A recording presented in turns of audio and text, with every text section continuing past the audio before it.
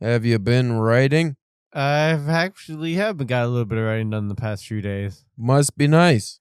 Yeah, well, you were having adventures. Yeah, I went to a music festival and I was gone for 4 days and one recovery day when I came home. So I did not get any reading or writing done during that time, and I tried to do a little writing the last 2 days, just like nothing. No. I tried. I Well- read some stuff that I wrote previously, but Oh, I didn't say, what was you trying to work on? Was it something new, or was it something like a project you were already, you left off? well, fortunately, before I got all my shit before we went to the festival, I got all my shit prepared ahead of time. Mhm. So I finished reading almost everything other than the one book that we still have to do. I'm almost done with that, but I finished the other books we did. We did the which is out now, the Deathbed Confessionals. We read that, reviewed it, all that stuff. I read the book of the month already, and everything was good. And then we both got invited to write a story for an anthology. Unfortunately, I had one that fit the theme that was like 90% done. I don't remember if we talked about this on air or not. But anyway, I made sure I finished that, polished it up, sent it in. So that's good to go. So I got all my ducks in a row. The only thing I had was some projects that I was, going back to that I already had started. But yeah, it's going to take me a minute to really get back in the flow of things, I think. Yeah, probably, but hopefully by weekend, Yeah. you can start to make the turn. Yeah, I mean, I've been getting some reading done today and yesterday, so that's it's starting to spark a little. Yeah. Once the exhaustion, even though I wasn't on a plane, I feel like I got jet lag real bad. Well, I mean, that's like the, that old saying is like, and I don't know, you couldn't really count this, but they say like, oh, after a vacation, you need another vacation for after your vacation. Yeah. It's like anytime you do anything like that, you need extra. Well, also like Sunday night or maybe early Monday morning, like 3 a.m. or something. Yeah, it was like 3 a.m. or something. I slept in a car in a Walmart parking lot, so that you haven't had to do that for a while. No, I have not, and that was a freaky experience because I told Mindy this, and she just looked at me like I was crazy. When I was sleeping, very restless sleep, by the way, a dreamless sleep. So this wasn't a dream I had. But, I woke up a few times and I was just looking around like, this is creepy because we were leaving. We went to Ocean City, Maryland, and I want to say we were either still in Maryland or maybe Delaware where the Walmart was. I don't know what the fuck state we were in at that point, but it was a pretty derelict looking Walmart, and we went kind of in the back where they have like the big bunkers for shit. You know what they are, like I don't know, some kind of shit they fucking pack full of garbage, like shipping containers or something. So we parked by them because we don't want anybody like coming up and seeing us or something. Like, I don't know. I don't think it was a 24-hour Walmart, so there's no way working. But anyway, it was like a Silent Hill mist, and everything was kind of wet. And even though it didn't rain or anything, it was just like weird dampness. Perfect for some murder. Yeah, that's what it felt like. So anyway, one of the times I woke up was because, and I don't know if he had a hook or not, but I'm assuming he had a hook. There was an old black guy that came up to the window and went, and I fucking jolted upright, scared as fuck, looking around and had no idea where I was. Didn't realize I was in the car. I was like, what the fuck, weird nightmare.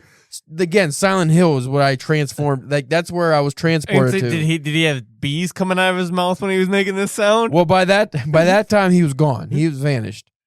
Apparently, in the mist. According to the wife, he did not exist. There was no old black man that went so loud directly into my brain. That startled me. through the car windows and everything. Why he was an old black man, I don't know. I don't know where that came from. There was no one around for miles, maybe. I don't know. There was nothing. So that was my night's sleep, though. It was very disturbed. And when I did get back, I had some weird dreams about that. But man, coming for you. But it was like if you could combine hungry and horny, that's what it kind of sounded like. So yeah, we got back Monday, and that was just a lot of passing out on the couch, and I don't know, it's been rough, but I'm back, and hopefully by the end of this week, I'll be back to normal-ish. Yeah. Get the work done. Right. But anyway, we're recording on a Wednesday. Trying to get back in the flow of things. We have a Book of the Month episode we'll probably record Saturday. So today we're just going to do, maybe it's DBS, I'm not sure, but it's going to be an episode about scary stuff, scary lines. Ooh. This will be Tuesday's episode. So stick around after this musical introduction, and we'll be back shortly.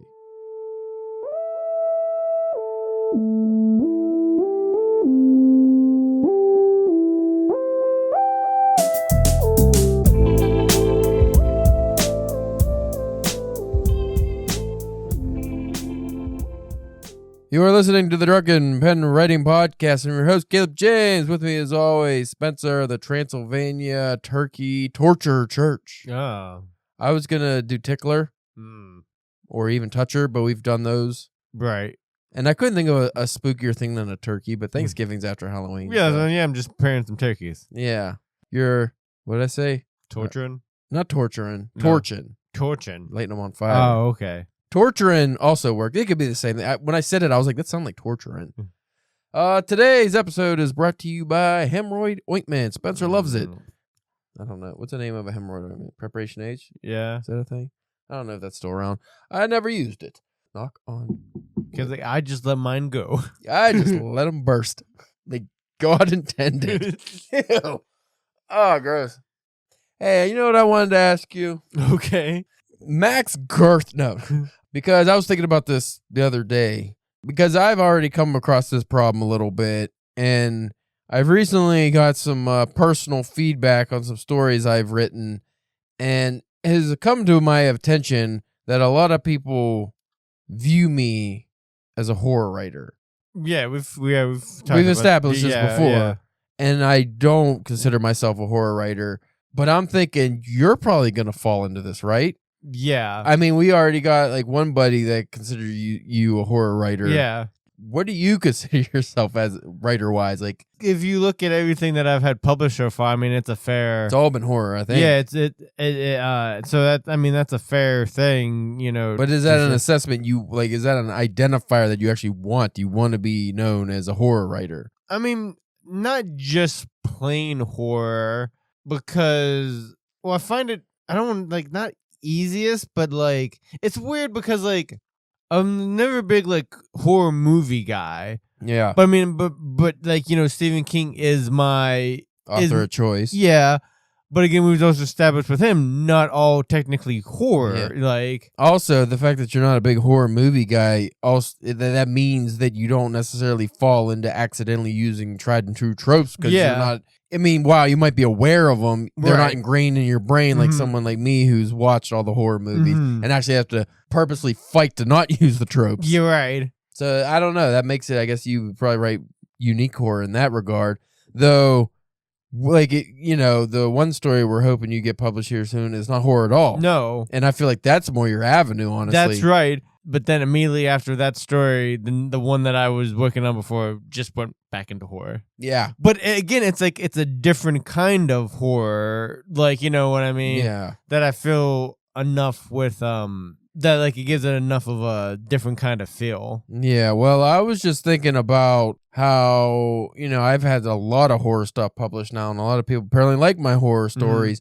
But when I think about writing, and like especially like the kind of novels I would want to write, I don't generally. I mean, I'm sure I will write horror novels if the mood strikes me, but I don't necessarily want to write horror novels.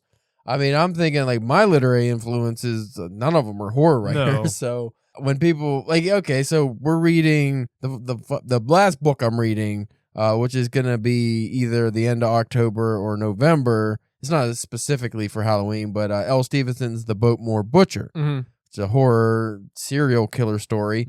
I'm reading that, and I was thinking, well, I would really like to write something just because I'm impressed. It's like, man, you know, you write a fucking almost 400-page novel, and you get it published, and you got good reviews, and I'm thinking, but I don't want my first book to be a horror book because then I'm really going to get cemented into that. And I'm already getting I've gotten 2 invites to anthology now, 2 anthologies now that are both horror anthologies. Right. I've never gotten invited to a crime anthology or something, you know? But then one of my most popular stories is my boxing story. Right. So I was like, good. That's something completely different. Yeah. You know, I don't mind being considered a pulp writer. I just don't want to be the horror writer. Not that there's anything wrong with that. Right. It's just I don't want that to be my identifier because then people are, when I write the stuff I want to write, especially novels that are not horror, the audience that wants me to write horror are not going to read those or not like them the same or just not be as interested because horror people, very specific kind of people. Yeah. Like the people that are like into horror movies and books and stuff, real hardcore, they got the tattoos and shit. That's normally the only thing. Yeah. At most, they go into action. Yeah. Like the old 80s action genre. But you don't see them watching a lot of dramas or romances or like they're not getting outside of that. And those are things, not romance necessarily, but those are the things I would want to, like literary things I would want to touch on or write novels about, like even like Murakami style books. I'm not going to get an audience if they're only reading the horror.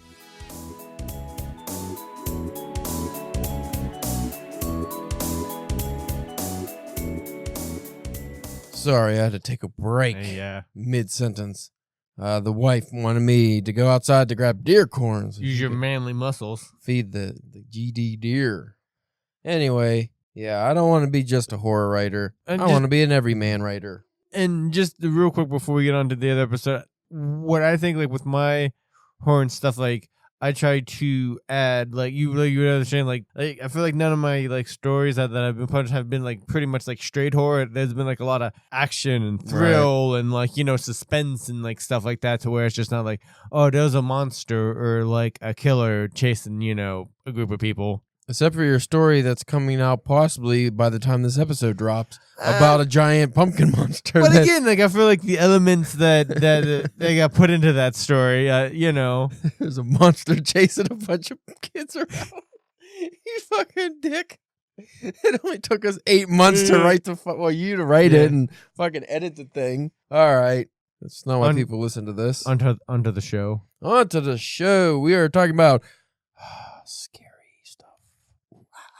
Scariest lines from classic literature. This is from our friends at bookishly.co.uk. We might have done something like this before, but I don't think we've done this one. I was between this or an article just Stephen King excerpts. It's like, nah, I don't. We did enough Stephen King. So first one on this list is Stephen King from his mega hit novel It. Okay. IT. If you don't know anything about it and you mistaken it for a story about IT tech problems, haunted computers, you'd be very disappointed reading. But where in the fuck does the email problems come in? I don't know. I was trying to be technical. I don't know fucking shit about shit. The cookies. Got to delete the cookies. The cache. All right. Stephen King. I like this line. Okay. The very final word in this I like anyway. You'll see why. Smells of dirt and wet and long gone vegetables would merge into one unmistakable and electable smell, the smell of the monster, the apotheosis of all monsters. It was the smell of something for which he had no name, the small of it, crouched and lurking and ready to spring, a creature which would eat anything but was especially hungry for boy meat. And seeing how this novel ends, someone else was hungry for boy meat too. You sick fuck, Stephen King. Was he on that plane? Did he go to that island in the 80s? I hope not. I hope not. Next up, this guy who's worse than writing about kids getting boy meat. Monsters getting boy meat. No, he's giving the boy meat in a tub. Oh. Coraline from one Neil Gaiman. Pretty soon would just be that who shall not be named. Tub guy. Tub man. Okay. From Coraline, which I really did like Coraline, even though it was a kid's book. I swear it on my own mother's grave. Does she have a grave? Asked Coraline. Oh, yes, said the other mother. I put her in there myself. And when I found her trying to crawl, I put her back. Next up, we covered this on the show many moons ago. Bram Stoker's Dracula. Hold on. I have to look something up. Okay. Okay, I knew I wasn't fucking... What happened? I hope I didn't read it the way they spelled it, but I'm going to go back a few things first. Okay. So... when I read the Stephen King excerpt, this line was the smell of something for which he had no name, the small of it, crouched and lurking. And I thought the small of it sounds weird. Did he mean the smell of it? How would they fuck up an excerpt, right? Right. But then this next one, this Neil Gaiman one, So this line, oh yeah, said the other mother, I put her in there myself, and when I found her trying to crawl, I put her back. You mean crawl out? Yeah. Did they leave a line here? Well, here's where my hypothesis of them fucking up the excerpts with typos, typographical errors, was cemented when I read Dracula by one Bram Stoker. What the fuck is this article? I might have picked a dud. Stroker with an R. Ayo. That is a hard R in that Stroker. Anyway, Dracula, the excerpt. Maybe. Somebody's half-remembered excerpt from Dracula. They didn't even type it out. They just did a voice to text thing. That's why fucking words are dropping out. You should have fucking used ChatGPT just to steal these excerpts. Who wrote this? Doesn't even have a name of who wrote this, so I should have known something was amiss. Anyway, from Dracula. In for a penny, in for a pound. Even if she be not harmed, her heart may fail her in so much and so many horrors, and hereafter she may suffer, both in waking from her nerves and in sleep from her dreams. I mean, I think I could think a couple more creepy parts, like... Yeah, there's plenty of creepy parts. Like, the creepiest one for me in all of Dracula was when he sees Dracula climbing down the side of the castle like a lizard man. Yeah, that's creepy. That and the Bluther, what was it? Bloofer lady. Bloofer lady when she was wandering like the cemetery and shit was pretty creepy. All right, next up, I have not heard of this one, so I'm excited. One we haven't actually read. Knock by Frederick Brown. The last man on earth sat alone in a room. There was a knock on the door. I've heard that, actually. I've heard that exact thing. Might even been on Twilight Zone. I don't remember. Next up is Frankenstein by Mary Shelley. Your favorite? There is something at work in my soul which I do not understand. Not creepy at all. That wasn't scary. No. That was the whole thing? That was it. Oh, wow. Are you frightened? I can think of many instances in Frankenstein that were scarier than that. Yeah. Most of them dealt with Dr. Frankenstein fainting. Yeah, well. He had the vapors.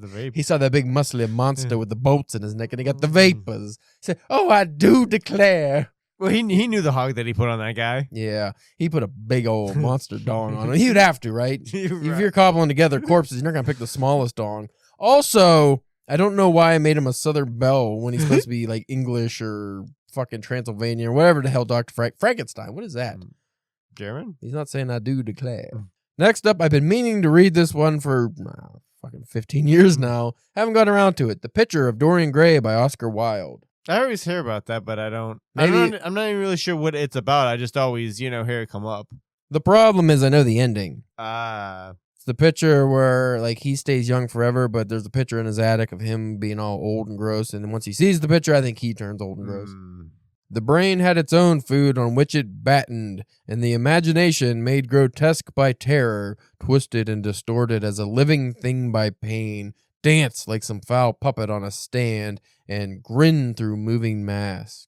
This one is, I know the work, I just never could read the name because it's Frenchy. Okay. I'm pretty sure. Rebecca by Daphne du Maurier. The M-O-U-R-I-E-R.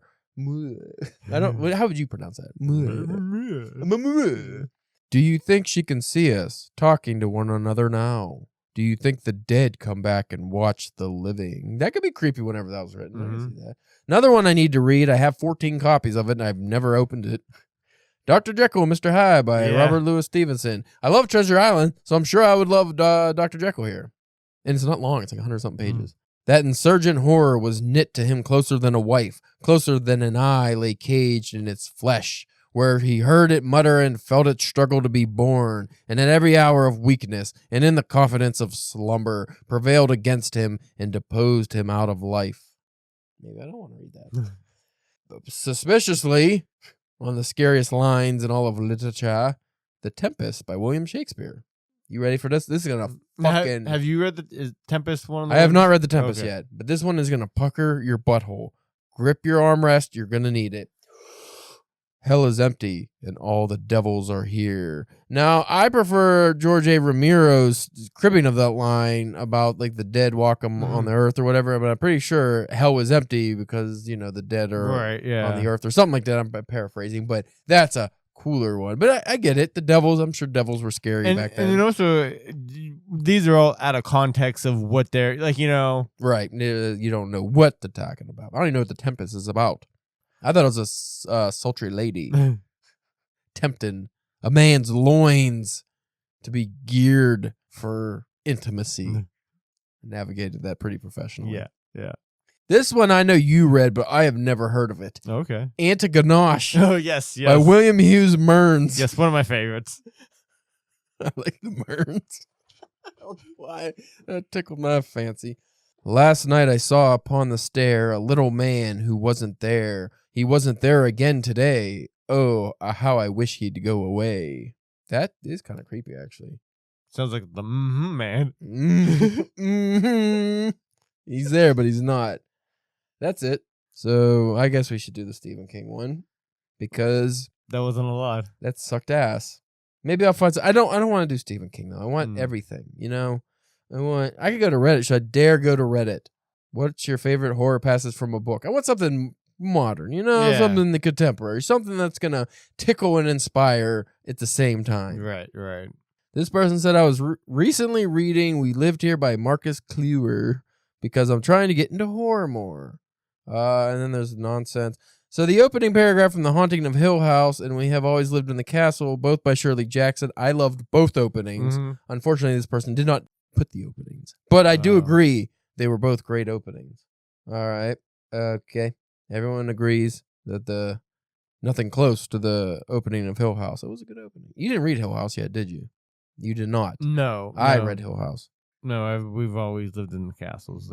This person wrote The Ritual. The main character is waiting for whatever is in the woods to finally come get him. I never read The Ritual. I don't know what it is, and they didn't list an author. This is why I don't use Reddit for our episodes. Yeah. They had come together when young, were drawn to each other as curious attractions. I don't want to read that. That's fucking stupid. Eat a dick. I'm not reading The Ritual. I might have to wait a minute. Okay, this is the opening paragraph of The Call of Cthulhu. I'm not supposed to be able to pronounce Cthulhu. Oh, really? Yeah, and if you read the story, which I think you did, Yeah. you're supposed to have to... a human would have to pull their tongue out to be able to pronounce Cthulhu. This is one by Howard Lovecraft. What the fuck was his middle name? P.E.? I don't know. Yeah, P.E. Patrick Perseus. Howard Phillip Lovecraft. I didn't know that. I don't want to read Lovecraft on here. I'm tired. My mouth is real dry. Just rip your tongue out. The most merciful thing in the world, I think, is the inability of the human mind to correlate all its contents. We live on a placid island of ignorance in the midst of black seas of infinity, and it was not meant that we should voyage far. The sciences, each straining in its own direction, have hitherto harmed us little, but someday the piercing together of disassociated knowledge will open up such terrifying vistas of reality and of... Okay, I'm not reading the rest of that, but I want to use vistas in my work, and I need to use hitherto. Yeah. Hitherto and vistas. Especially vistas, because that's a good word. Hitherto, not a good word, but I will use it. This is from John Wyndham's The Day of the Triffids. And we danced on the brink of an unknown future to an echo from a vanished past. I enjoyed that. That was a good one. This one is one of my favorites, actually. Okay. And I never got to read any of this on air because you don't want to humor me. Ever since the Blood Meridian debacle of 2001. I don't know when we recorded that. This is from Cormac McCarthy's novel Suttree, which is my all-time favorite novel after having read it last year. Look, as long as the passage about him giving it to one of the melons, you can did read on here. Yes, I read the passage about the bunging of melons, and that was wonderful. I don't think that's going to be in the scary part. I mean, I can't remember what was actually scary in the book. Let me find out. So they quoted, "It had grown cold in the night, but he was numb with other weathers. An equinox in the heart, ill change, unluck. Suttree held his face in his hands, child of darkness and familiar of small dooms. He himself used to wake in terror to find whole congregations of the uninvited attending his bed, protean figures slouched among the room's dark corners in all multiplicity of shapes, gibbons and gargoyles, arachnoids of outrageous size, a bat-shaped creature hung by some cunning in a high corner from whence clicked and winked like bone chimes in the incandescent teeth." Do you remember that? There was a scene where he gets like some kind of voodoo ritual done. I think it might have been that. Or no, he described like his fucking old voodoo lady's tits or something. It was very... It's a big book, but yeah, I guess I could see where it's going for. I would have picked Outer Dark. He had no, Child of God had some creepy scenes. This person also adds from Blood Meridian. Blood Meridian. This guy says this chills his bones. When the lambs is lost in the mountain, he said, they is cry. Sometime come the mother, sometime the wolf. It doesn't chill my bones. No. It makes me want to sleep. That makes me want to I sleep. think everything makes you want to sleep. I like to sleep to the sounds of crying lambs. What do crying lambs sound like? I think they might sound like Anthony Hopkins going. I'm not sure. The silence of the lambs, isn't he? They're silent because they're watching them eat people. Yeah. I don't remember. Oh, it's because Clarice, you used to feed the lambs, and the lambs were silent because they got killed by the guy who shot the lambs, and you were a baby, and it caused trauma. So let's have a whole fucking movie about it. I don't remember that movie too much. I've seen it like twice. Yeah. Back in the day. I actually used to go when I was forced to go to church from a mother. We went to church where they filmed Sounds of the Lambs. Oh, yeah? Yeah, my mom ran into Jodie Foster there. Oh, wow. Surprising little world in Pittsburgh, Pennsylvania. Look it up, folks. Soldiers and Sailors Museum. I did not know that they did any filming around. Yeah, it was in Soldiers and Sailors Museum in like Oakland, I think it is. And it's by the Caliban kind of that area. And we used to go to Wednesday night church congregation there. I was in the little kids' room. I like to look at all the action figures they had set up, but I did not like the church stuff. The Silence of the Lamb books I always thought would be interesting to read. Yeah, they'd probably be worthwhile checking out, I think. Because the Silence of the Lamb is actually the end of the trilogy. Yeah. Yeah, it starts with the Red Dragon or whatever. Yeah, all the ones I never watched. So I'm not a big serial killer guy. Like, Silence of the Lambs was cool just because of the acting, but it wasn't one of those things I really cared about. Anyway, I did really like this one, so I'm going to read this line. I read this in my day. From the Books of Blood, the end of In the Hills, the story In the Hills, which starts off with two guys in some weird Eastern European country road. I just remember Clive Barker talking about them sucking each other off or something in the salt taste, and it grossed me out. Because I'm thinking, how long were they in this car in the 80s in fucking Eastern Europe? It's hot probably, or cold. Doesn't matter. Doesn't matter the weather. It's salty. But he uses the word salty, like on the lips or something. I don't know. It's just something about it grossed me out. That's my horror. Not the gay guys, but just the taste that they're talking about. So the story is In the Hills, the Cities. That's what it's called. It's by Clive Barker. It's about two European weird villages. They make these giant mech monsters out of people.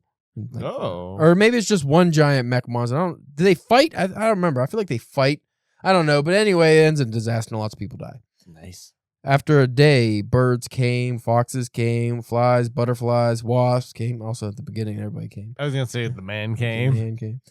Judd moved. Judd shifted. Judd gave birth. In his belly, maggots warmed themselves. In a vixen's den, the good flesh of his thigh was fought over. After that, it was quick. The bones yellowing, the bones crumbling soon. An empty space which he had once filled with breath and opinions.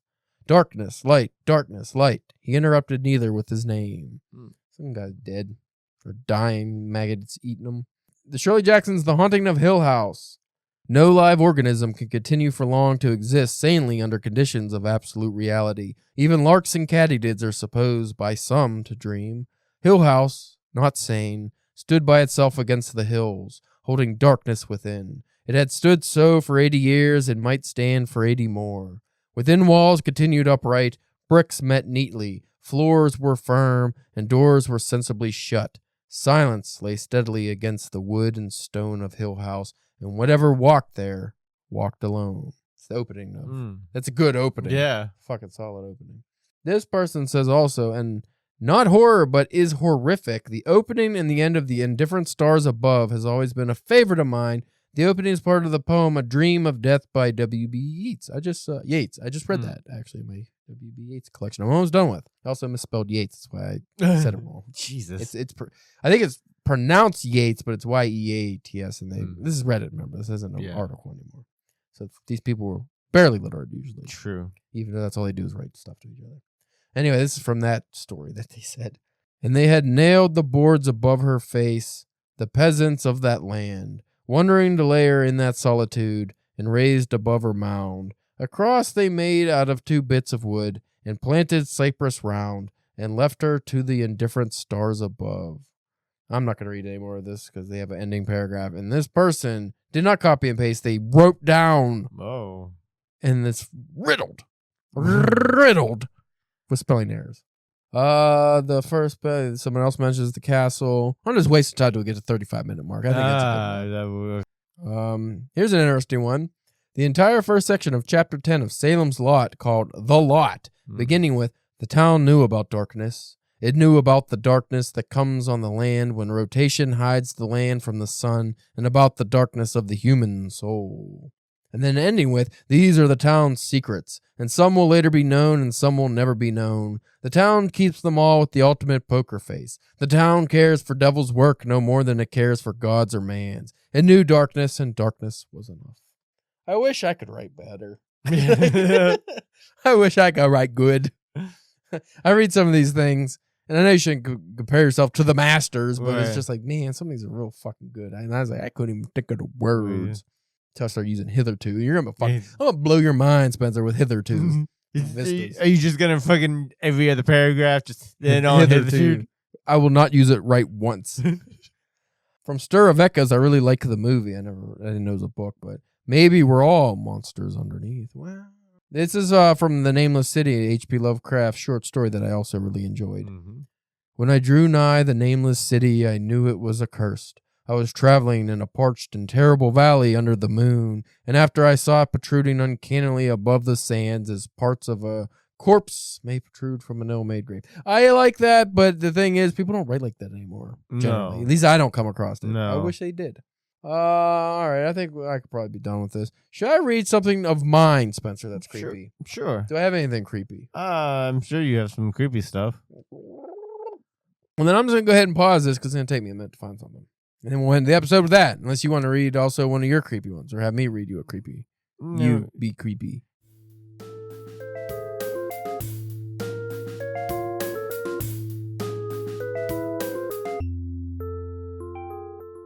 And we're back again. No.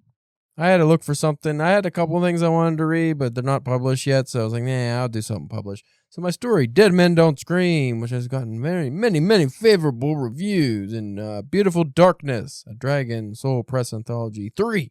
It's number 3. I have story. And also in the collection. What collection? That's not the one that they're doing the big collection for? No, that is Dark Home Publishing, which I actually could have used with the news story that's going to be in that because that one's creepy. But here's a creepy paragraph for you folks. It's actually more gory than creepy, so I probably failed, but I didn't feel like looking through 60 pages to find something. So this is what we have. We have a monster, and we have a bunch of old fishermen. Yeah. Things have gone awry in a pub during a major storm. Francis caterwauled woefully, locking eyes with his old friend. He recognized death's unwelcome glint. Gus opened his mouth to speak, but when he did, a fountain of red-black blood disgorged down his chest as the creature tore him in half. Dark crimson pumped from Gus's severed arteries, painting the floor, ceiling, and walls in gore. The creature dropped his body into a pile of innards. The pub owner's blood-caked face was left in a state of lifeless agony. Oh. So that's not necessarily creepy. That's just gross. But there is creepy stuff in here. You know, there's this sentence. And then there's this sentence. Ooh. And here's another sentence. Here's the words, puddles of clotted gore and sullied water fill the air with the meaty scent of death is a thing in here. Yeah. That's pretty good. Yeah. I like my death to be pretty meaty. Poor Gus had been ripped in two like a lobster's claw. That's pretty good. Yeah. Peter, once heroic and brave, was now a puppet to an ungodly master. So that's something that happens in this story if you don't know. Yeah. And you know what else happened? It pulled him close. There were thousands of black needle-like teeth inside of each sucker. Ooh. Putrid wetness oozed from them and dripped to the floor. Then the suckers lashed out like vipers and latched onto Francis's neck. The brutalized man's eyes bulged as the teeth pierced his soft flesh. That's the next sentence. The blood-sucking sensation was worse than the burning made by its teeth. Yeah, so I did some things. There's some razor in it. There's lots of that. That's a good day. That might be my best story I ever wrote, actually. I don't know. Maybe if you ever read it, you'd know. One day, Spencer. So that was an episode. Not a good one. No. Maybe not a bad one. I don't know. I feel bad. Feel bad for anyone who listened this long. You know what I'm saying? I'll be more prepared. Maybe not next week. I don't know. Some week. Anyway, we thank you for listening. If you want to check us out next week, you can do that. Until then, check us out on the internet at DBW Podcast, Instagram, Facebook, and Twitter, and YouTube. And Spencer's OnlyFans, he's out there in Transylvania with his torch, and he's lighting the turkeys ablaze. Can I just be like chasing them? Whatever you want to do. Or you could be torturing them. I don't care. You touching, tickling, tonguing, whatever you want to do to them turkeys. Whoa, that was racist. What you said about them turkeys. I speak turkey, I know. Anyway, that's it. Maybe jive ass turkey. Yeah, jive ass turkey. Hey, who you calling jive ass turkey? I also have a website, CalebJamesK.com. No jive turkeys there. Check that out. And I also have more good news coming for you folks on my publishing stuff, so keep an eye out on that. I'm getting some money here, so that's always good. And we'll check you out next week.